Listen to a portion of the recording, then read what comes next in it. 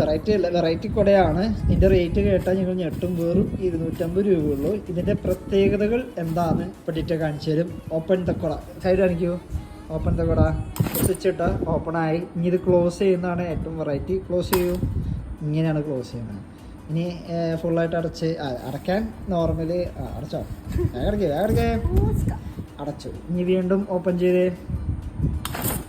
Okay, ഇനി ഇതിൻ്റെ ഉള്ളിൽ പ്രത്യേകത വെച്ചാൽ ലൈക്ക് ഇത് എനിക്ക് ഭയങ്കര ഇഷ്ടപ്പെട്ടു. 250 രൂപയ്ക്ക് ഇത്ര ക്വാളിറ്റി